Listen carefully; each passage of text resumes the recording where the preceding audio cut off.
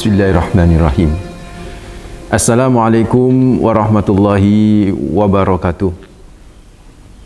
Alhamdulillah, wassalatu wassalamu ala asrafil anbiya'i wal mursalin, Sayyidina wa habibina wa maulana Muhammadin wa ala alihi wa sahbihi wa man tabi'ahum bi ihsanin ila yaumiddin, amma ba'd. Fa asdaqal hadis kitab Allah wa khairal hadi hadi Muhammadin sallallahu alaihi wasallam, wa syarrul umuri muhdatsatuha, wa kullu bid'atin dhalalah, wa kullu dhalalatin finnar. Allahumma anfa'na bima 'allamtana wa 'allimna alladhi yanfa'una wa zidna ilma. Allahumma inni a'udzu bika an adhilla aw dhalla wa azilla wa zalla wa adlima wa udlama wa jala yujala 'alayya. Wa sallallahu ala sayyidina Muhammad walhamdulillahi rabbil alamin. Ikhwatuddin hafizakumullah, saudaraku mitra muslim yang insyaallah selalu dijaga sama Allah Rabbul Alamin. Alhamdulillah. Pertama, kita panjatkan rasa syukur yang mendalam terus menerus kita haturkan hanya kepada Allah Rabbul Alamin, Tuhan semesta alam ini yang telah begitu banyak memberikan kenikmatannya kepada kita. Dan di antara sekian kenikmatan adalah kita masih diberi iman, yang dengan iman itu kita masih tetap bersemangat untuk bisa mendengarkan radio kita, Radio Suara Muslim Surabaya ini dengan jaringannya untuk bisa menambah ilmu, dan mudah-mudahan ini juga bisa menjadi inspirasi bagi kita semua. Amin.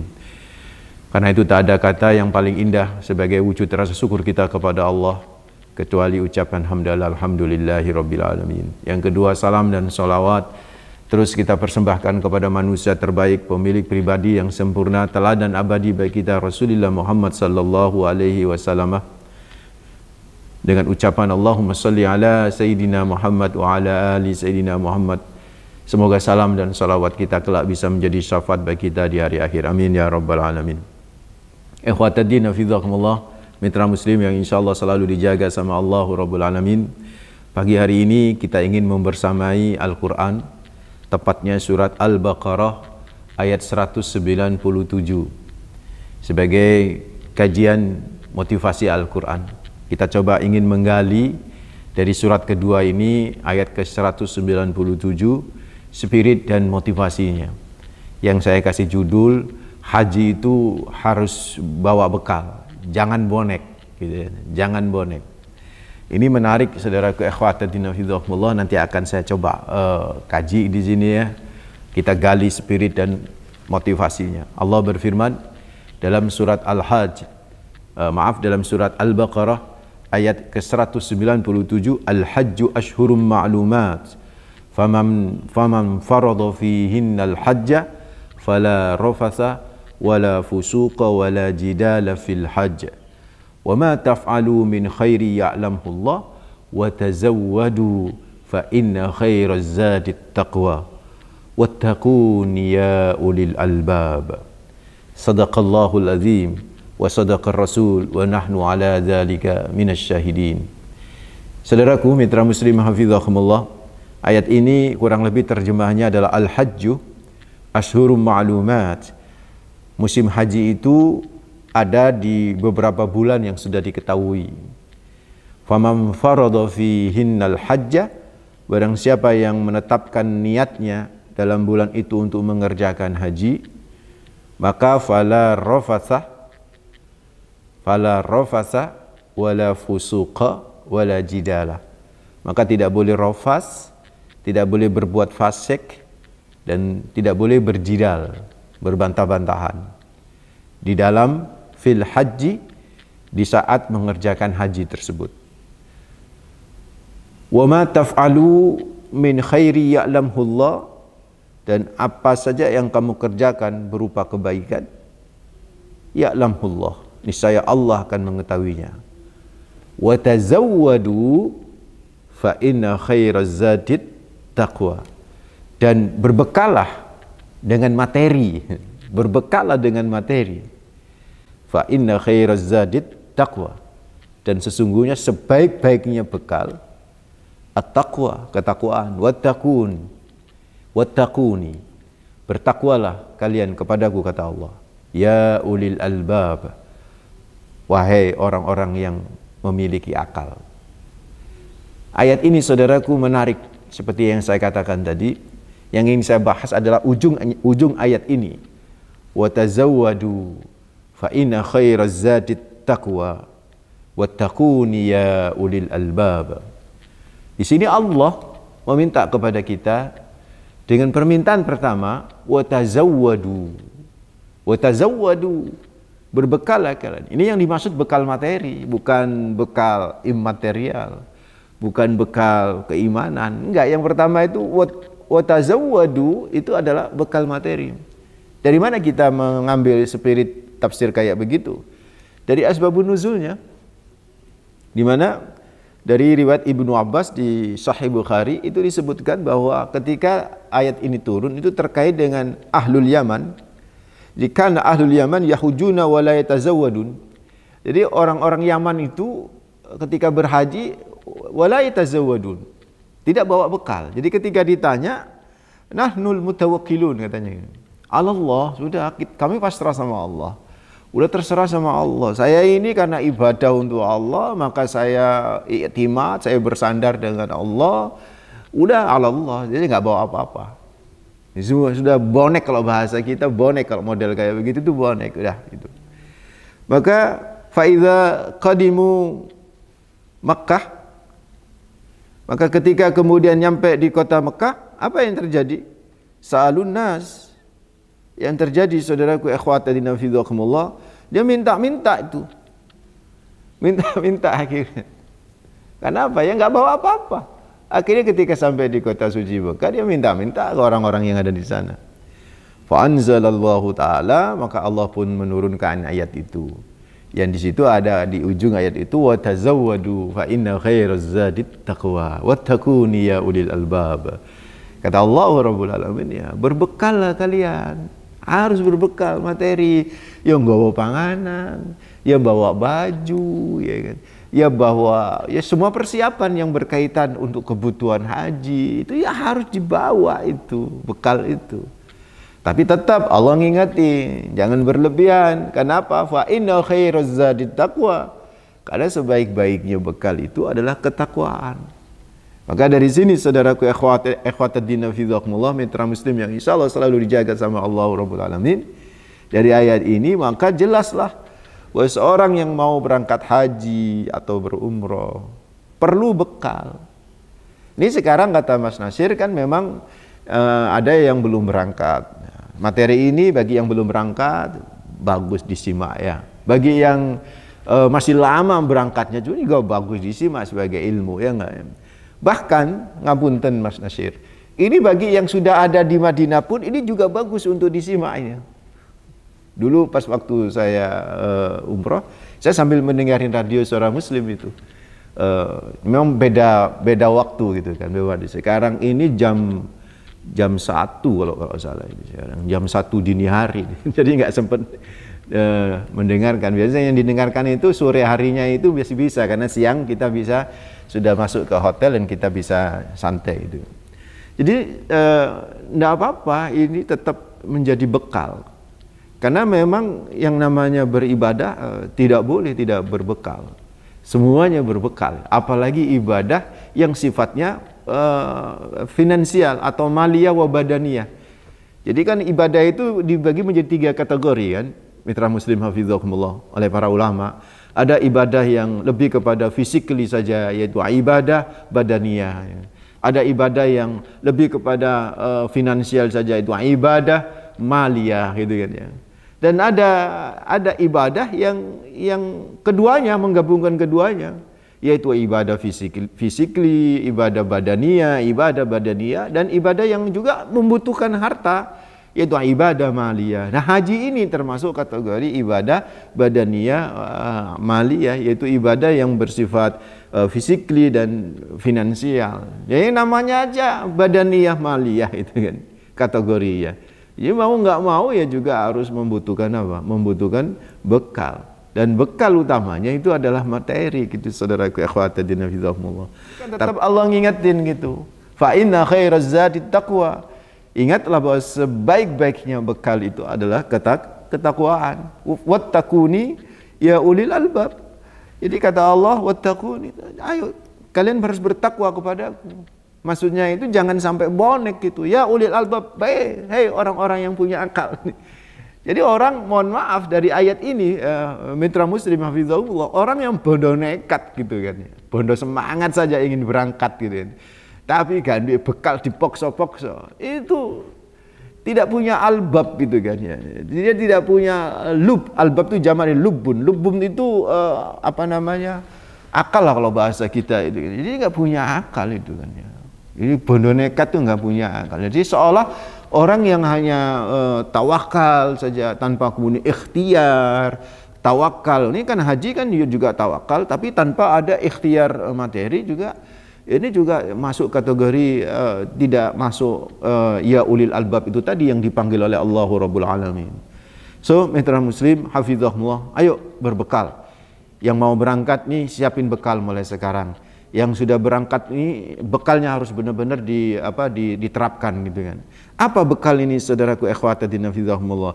Saya singkat bekal untuk berhaji atau berumrah dengan M3. M3 ya. M3. Ya, ini bukan endorse ya Mas Nasir, tapi ini M3 ini singkatan biar saya gampang aja ini untuk mengasih tausiah kemana-mana ya biar gampang saya M3. M pertama mari kita coba lihat, yaitu persiapan mental. Mental apa? Mental apa? Mental keimanan dan ketakwaan. Iman dan takwa, ini penting. Harus disiapin mulai sekarang, iman dan takwa. Gimana cara menyiapkan mental keimanan? Ini yang masih pertama, mental keimanan, nanti ketakwaan nanti. Yaitu dengan ITS. ITS. Ikhlas, tawakal, sabar. Ini menyangkut batiniah jiwa kita, yaitu keimanan kita. Itu harus kita siapin saudaraku. Mulai sekarang. Apa yang pertama? ITS, ikhlas, tawakal, dan sabar. Ini penting, ini menjadi bekal yang khairuzat, sebaik-baiknya bekal ini kan kata Allah Rabbul Alamin. Misalnya yang pertama tadi apa?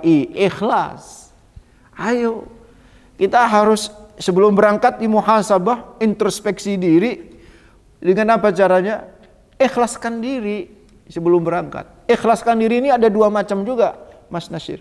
Yaitu maksudnya ikhlaskan diri itu ya, ayo coba murnikan. Ikhlas kan dari kata kholasah. Kholasah itu murni. Jadi murnikan diri, motivasi itu hanya untuk Allah. Singkirkan motivasi-motivasi yang kemudian bergelanyut di benak pikiran kita, itu kan yang menjadi dan mengotorin apa? Motivasi inti yaitu lillahi ta'ala kan begitu. Seperti misalnya ingin wisata itu kan ya.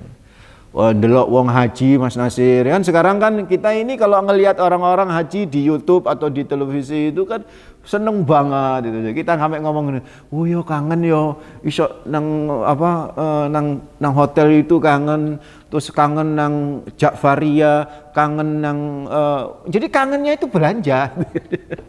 Bukan kangen rindu ke Rasulullah untuk ziarah di Madinah gitu kan ya. Jadi kangennya itu kangen ke hotelnya itu, kangen ke suasananya itu. Ya memang tidak salah gitu ya. Tapi kalau kemudian kita ingin berangkat ke sana itu hanya untuk itu nanti khawatir kemudian tidak mendapatkan kemabruran di dalam umroh dan haji kita itu. Jadi mitra muslim hafizahullah, ayo ikhlaskan diri nih bagi teman-teman yang mau berangkat nih, bagi dulur-dulur saudara-saudara kita yang mau berangkat, ayo mulai sekarang ikhlaskan diri gitu kan ya, dari segala motivasi yang ngotorin jiwa kita. Harus itu, dan itu dimulai sekarang gitu kan ya. Makanya mohon maaf Mas Nasir, kenapa di Al-Quran ya ibadah yang menggunakan kata-kata lillah itu cuman haji loh Mas, cuman haji. Saya nggak menemukan, dikoreksi nanti ya. Saya nggak menemukan misalnya ketika Allah memerintahkan kita berzakat ya. Wa atuz zakata, terus ada kata-kata lillah itu nggak ada. Lillah itu kan. Sekalipun kita dalam berzakat itu harus karena Allah gitu. Nggak boleh kan nggak karena Allah kan begitu kan ya. Lillah itu kan karena Allah gitu kan. Seperti misal aqimus sholata lillah gitu kan ya. Aqimus sholata lillah. Memang ada inna sholati wa nusuki wa mahyaya wa mamati lillahi rabbil alamin, kan ada itu kan ya. Tapi kan umum itu kan ya, umum itu kan. Secara spesifik sholat lillah itu disebut begitu secara spesifik itu saya nggak nemuin gitu Mas Nasir itu kan. Terus seperti misalnya bersedekah lillah itu, berpuasa ya ayyuhalladzina amanu kutiba alaikumusyamu lillah itu nggak ada gitu kan. Nggak ada gitu kan. Secara spesifik sekalipun semua ibadah kita itu harus lillah. Tapi berbeda ketika itu haji gitu kan. Ketika umroh itu kan. Bahkan sama Allah itu disebut lillahnya itu di dua tempat itu Mas Nasir. Yang pertama lillahnya itu disebut di akhir gitu kan ya, yaitu di surat Ali Imran. Maaf, yang pertama kita sebut dulu, yaitu di surat Al-Baqarah ayat 196 itu disebutkan wa atimmul hajja wal umrata lillah, sempurnakan haji dan umrah lillah, karena Allah. Lillahnya ada, diingetin sama Allah lillah.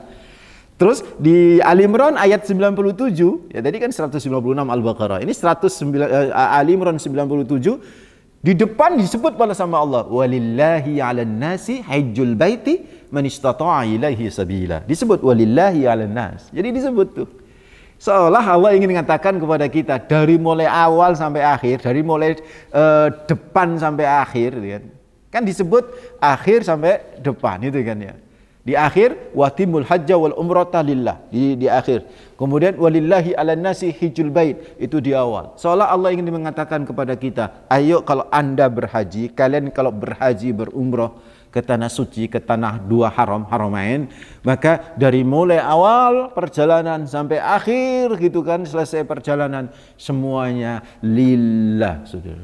Lillah, semuanya karena Allah. Ini menunjukkan bahwa yang paling sulit untuk bisa ikhlas itu adalah haji dan umroh. Yang paling sulit. Karena itu sama Allah disebut secara spesifik kata-kata lillah. Beda dengan sholat ya kan. Sholat lillah. Nggak ada. Kalimat lillah itu nggak ada khusus untuk sholat. Ya. Khusus untuk sholat ya. Di teks atau nasnya itu kan. Kemudian untuk di Al-Quran, di zakat juga tidak disebutkan, asyam, puasa juga tidak disebutkan. Yang susah itu dan memang berat untuk berbuat ikhlas itu, saudaraku ikhwatadina fidzakumullah, adalah haji dan umrah. Gimana nggak berat? Bayangkan Mas, mau berangkat sik tasakuran dhisik, ya nggak? Tasakuran, ngundang orang banyak, kan begitu kan ya. Wah, kadang-kadang nih, mohon maaf itu kan ya. Kalau di sebagian ya, nggak semua ya, di negeri Syam kan ya, di daerah saya gitu kan ya, mitra muslim hafizahumullah, itu ongkos naik hajinya itu masih di bawah ongkos tasyakurannya. Ongkos naik hajinya, ONH-nya masih di bawah ongkos tasyakurannya ini kan. Nyembelih sapi bla bla. Kenapa? Saking besarnya tasakuran gitu kan ya. Jadi nyembelih sapi Mas itu kan ya, ngundang orang banyak, belum nanti dapat apa? Berkatan ya kan ya. Waduh, Masya Allah ya, bagus dong, bagus itu. Saya nggak menyatakan salah, bagus itu kan ya. Tapi tetap harus hati-hati, waspada. Setan itu sangat kuat gitu kan ya. Karena disitulah dimainkan gitu ketidakikhlasan kita nanti itu kan. Di situ nanti akan dimainkan karena kita ingin pujian bla bla bla macam-macam, ya kan begitu. Seperti bahkan tidak hanya pas waktu tasyakuran saja ini yang bisa menggoda keikhlasan kita dalam berhaji Mas. Misalnya ini dalam proses pengantaran. Sekarang ini asrama haji, ini saya nggak tahu ya kalau tahun ini ya, ini kan tahun pertama setelah pandemi ya.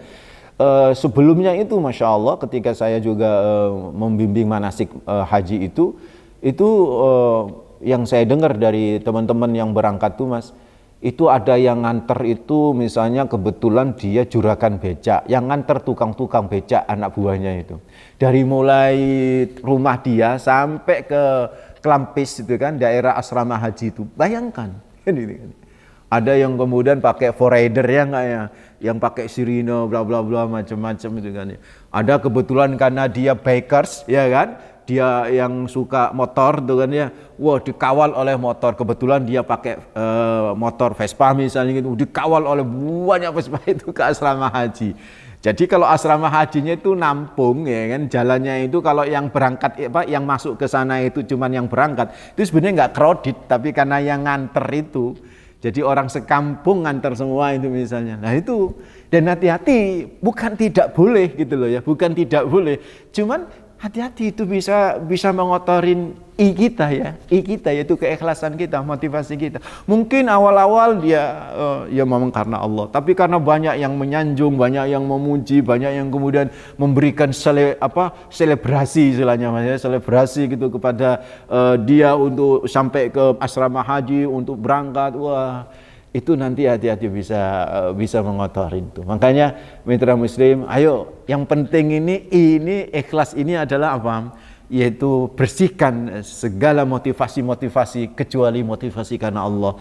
Karena itulah sampai Allah mengulang-ulang sampai 2 kali ya enggak, dengan kalimat yang begitu jelas, wa atimul hajja wal umrata lillah, kemudian diulang lagi walillahi 'alan nasi hajjul bait, dan seterusnya. Ini menunjukkan bahwa disebutnya kata-kata lillah seolah Allah ingin ngingetin, ayo ibadah haji itu sangat susah untuk motivasinya semata karena Allah. Maka sama Allah diingatkan, lillah lah berhaji.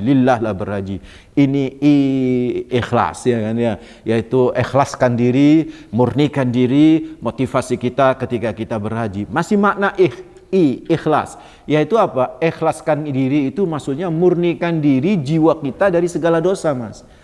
Jadi ikhlaskan itu maksudnya adalah memurnikan jiwa kita dari segala dosa. Ayo sebelum berangkat haji ini, makanya ya kita banyak-banyak istighfar kepada Allah Rabbul Alamin.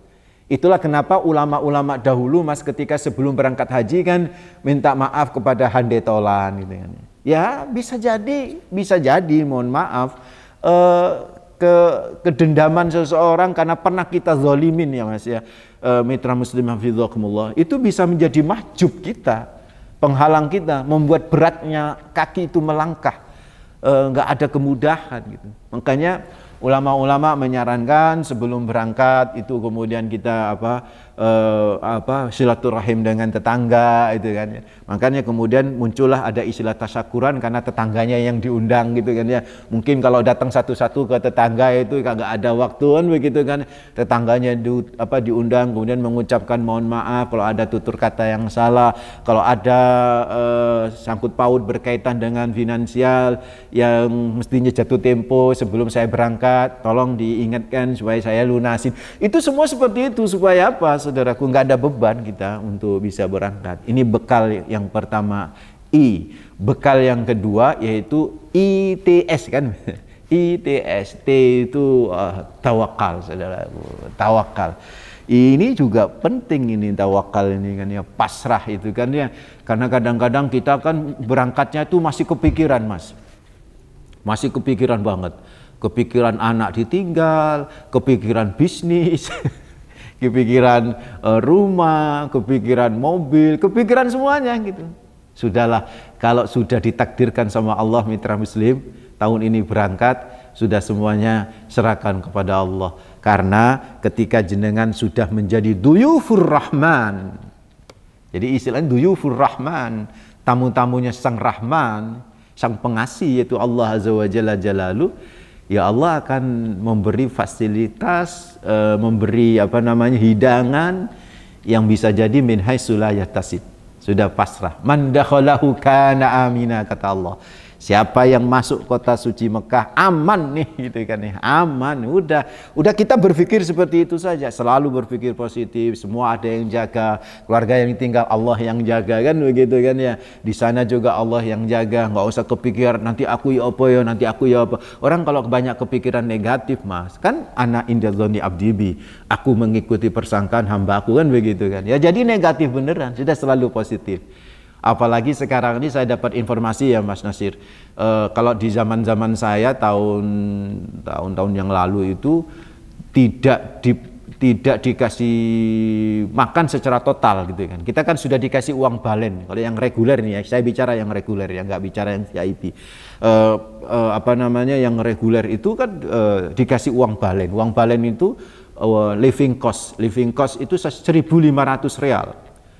Karena kita hanya di Madinah aja yang dikasih makan, di Mekah itu di Armina saja, yaitu Arafah, Mina dan Muzdalifah itu yang kita dikasih makan gitu kan ya. Sedangkan selama kita di Mekah itu nggak dikasih makan, nggak dikasih makan, ya cukup uang 1.500 rial. Tapi sekarang ini beberapa tahun terakhir ini, masya Allah, totality udah dikasih duit 1.500 ya, ya. Terus dikasih makan sehari 3 kali itu mas. Saya dapat info dari teman-teman YouTuber yang ada di Mekah, itu sehari 3 kali makan. Bayangkan, di Madinah sehari 3 kali, di Mekah selama 40 hari. Apa ya gak enak. Makanya sudahlah kita berpikir positif. Sudah Allah itu yang akan yang akan menjamin kita. Man dakhalahu kana amina. Dengan keyakinan itu bahwa kita ini menjadi tamunya Allah Rabbul Alamin, dan kita menjadi tamunya Mas Nasir saja kita pasti dihormati, dihargai. Ini enggak mungkin dikelelerkan kan begitu sama Nasir. Apalagi menjadi tamunya Allah Rabbul Alamin. So, mitra muslim, jangan khawatir. Kuatin tawakal kita ketika kita mau berangkat. Insya Allah, Allah akan selalu memberikan kemudahan. Oke, saya sapa yang menunggu di sambungan telepon ya. Assalamualaikum. Waalaikumsalam warahmatullahi wabarakatuh. Pak Sodikun, silakan dengan Ustaz Junaidi Sahal. Assalamualaikum Ustaz. Waalaikumsalam warahmatullahi wabarakatuh. Iya, tadi ada modal haji dengan bonek. Modal haji dengan bonek itu sudah masuk ke ITS itu. Ikhlas, tawakal, sabar. Nah, ya. Contoh di Indonesia itu ada berhaji yang biasanya antri puluhan tahun, tapi ditempuh hanya 7 bulan dengan naik sepeda pancar. Betul. Ya, di sini jadi saya sangat apresiasi sekali karena dia ketakwaan dan keikhlasan dia, kesemangatan dia ingin pergi haji tapi dengan bonek itu bisa terjadi.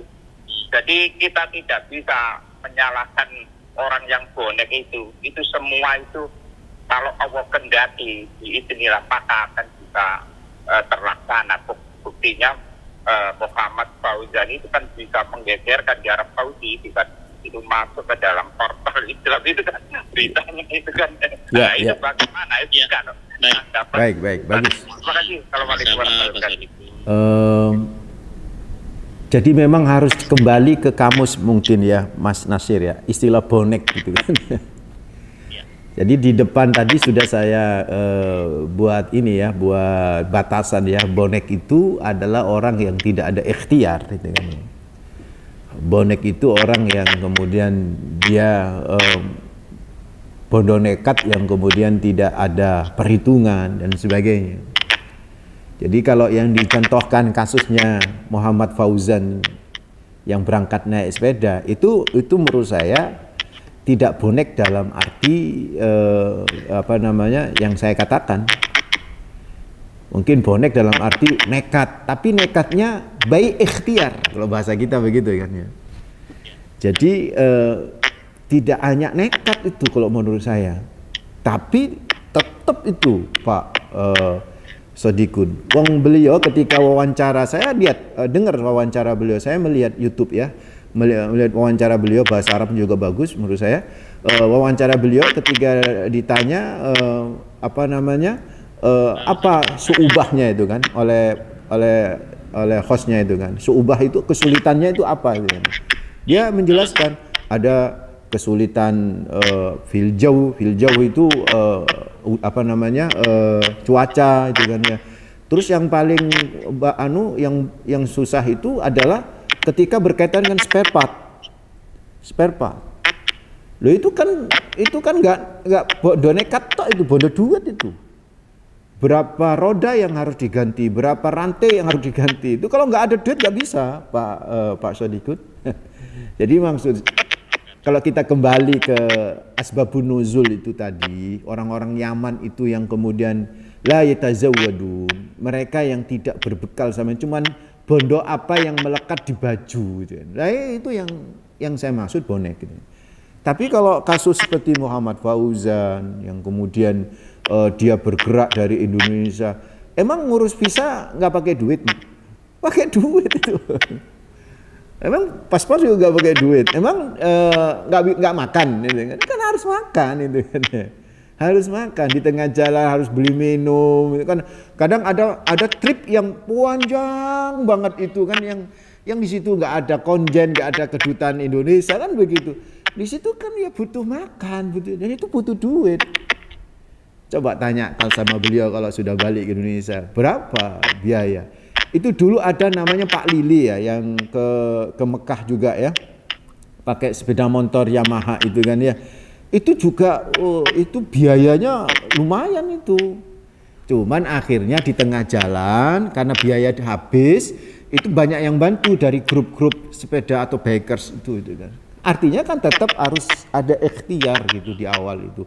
Nggak bisa bondo nekat, apalagi sampai melanggar aturan kan begitu. Misalnya naik rodanya pesawat, Mas. Kan dulu ada itu kan, orang naik rodanya pesawat sampai kemudian ya ada sampai meninggal dan lain sebagainya. Kurang lebih begitu. Nah kayak begitu tuh yang bonek. Wallahu a'lam. Kan M3 itu, M pertama kan mental, keimanan dan ketakwaan. Jadi yang lagi saya bahas ini memang berkaitan dengan keimanan. Kenapa saya bedakan? Nanti ketakwaan ini lebih kepada amaliyah dhahiriyah. Amaliyah dhahiriyah. Jadi ketakwaan ini lebih kepada amaliyah dhahiriyah. Sedangkan keimanan ini lebih kepada amaliyah batiniyah. Jadi kayak ITS ya, ikhlas, kemudian tawakal, dan S itu sabar, itu lebih kepada amalan hati gitu kan, amalan batiniah kita itu kan. Itu ketika kita mau berangkat haji atau berangkat umroh, maka mau nggak mau ini yang harus disiapin. Karena yang namanya orang berangkat haji ya, haji terutama ini kan, itu kan yang jiwanya bergejolak, Mas. Gejolak itu maksud saya bergejolak ya seneng, bergejolak ya bingung gitu kan, bergejolak ya khawatir gitu. Jadi sangat sangat campur aduk nih kejiwaan kita. Makanya keimanan kita itu harus ditata dari mulai keikhlasan kita tadi sudah saya jelasin, kemudian ketawakalan kita, kepasrahan diri kita kepada Allah Azza wa Jalla Jalalu.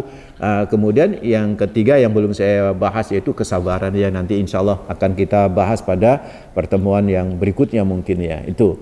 Jadi ketakwaan itu nanti ada materi lain yaitu ketakwaan yang berkaitan dengan amaliyah dhahiriyah, apa yang harus kita siapkan supaya kita nanti bisa berhajinya itu mendapatkan haji yang mabrur gitu kan. Ya saya kasih bocoran sedikit saja, misalnya di antara ketakwaan itu sebagaimana ayat yang kita bahas itu Al-Baqarah ayat 197 kan. Di situ Allah menyatakan faman farada fihinnal hajja fala rafatha wala fusuqa wala jidala. Fala rofatha, rofas itu kata-kata kotor, kata-kata yang kemudian mengarah kepada seksualitas. Kemudian fusuko itu perbuatan maksiat gitu kan ya. Wala jidala, kemudian emosional, jadi karena nggak cocok, nggak sesuai harapan, ngomongnya itu sudah emosi banget dan lain sebagainya. Nah ini amalan-amalan kayak begini ini yang harus kita benar-benar hindarin gitu kan, karena yang namanya ketakwaan itu kan imtisalul awamirillah, imtisalu awamirillah wajatinabu nawahihi kan begitu kan. Takwa itu kan sederhana Pak Permadi. Takwa itu adalah bagaimana kita mengamalkan apa yang telah diperintahkan oleh Allah dan menjauhi apa yang telah dilarang oleh Allah Azza wa Jalla. Itulah takwa gitu kan. Jadi takwa itu sederhana banget gitu. Kalau kita sudah bisa melakukan itu, apalagi dalam proses sebelum berangkat, ditambah setelah berangkat, selama berada di tanah suci, di dua tanah suci ketika beribadah haji di sana, dan setelah berangkat kita masih tetap menggunakan libasut taqwa yang istilahnya dengan tadi ya, yaitu baju ketakwaan. Inilah yang disebut haji yang mabrur, insya Allah seperti itu kita. Itu kurang lebih seperti itu untuk Pak Permadi. Terus yang tadi yang dari WhatsApp ya, Mas Nasir apa tadi? Iya. Kalau titipan doa insya Allah nggak membebanin orang yang berhaji, karena Rasulullah ketika Sayyidina Umar mau umroh itu Rasulullah titip doa. Jangan lupa walatan sauni, kata Rasulullah itu, saya agak lupa teksnya, walatan sauni, jangan lupakan aku fid doaik, dalam doamu ya Umar. Rasulullah itu Sayyidina Umar sampai kaget itu kan ya. Ya Rasulullah, engkau Nabi masih titip doa sama saya gitu kan ya. Jadi ini menjadi sebuah tradisi karena orang berada di tanah suci kemudian dia berdoa terus ingat yang didoain. Itu nanti manfaat untuk yang berhaji. Bukankah ada malaikat yang ada sebuah hadis yang meriwayatkan ketika kita mendoakan teman kita ya, tanpa sepengetahuan teman kita kapan kita mendoakan, maka Allah akan menurunkan malaikat dan malaikat itu berkata walaka misla dzalik, doa yang sama untukmu. Makanya kalau kita semakin banyak ngedoain teman-teman kita, semakin banyak juga malaikat mendoain kita nanti di tanah suci, kan keren tuh. Yang jadi ribet dan jadi membebani itu kalau titip oleh-oleh itu, titip parfum, titip baju, titip gelang-gelang, waduh itu yang ribet itu, titip zam-zam, titip kurma, wong kurma nang Surabaya akeh sik titip barang itu kan ya, itu modus menurut saya itu. Meskipun nggak ada masalah, tapi kadang-kadang kita nggak boleh seperti itu. Kenapa? Karena membebanin orang yang kita mau berangkat gitu, seolah-olah kokon belonjo gitu loh. Justru kalau titip doa itu keren, bagus, kan seolah-olah ngingetin, ayo doa terus di sana dan jangan lupa saya pun ikutkan dalam doamu, kan keren itu, bagus tuh. Wallahu a'lam. Ayo kalau misalnya kita nikahin anak kita ya, mantu kan ya. Kadang-kadang kan kita ngasih hadiah ya. Sesungguhnya hadiah yang terbaik itu kalau memang sudah ada rumah dan lain sebagainya, hadiah yang terbaik adalah tabungan haji itu kan. Berdua sama suami istri itu kan. Cuman kalau didaftarkan sebelum nikah itu kan kasihan istrinya gitu loh.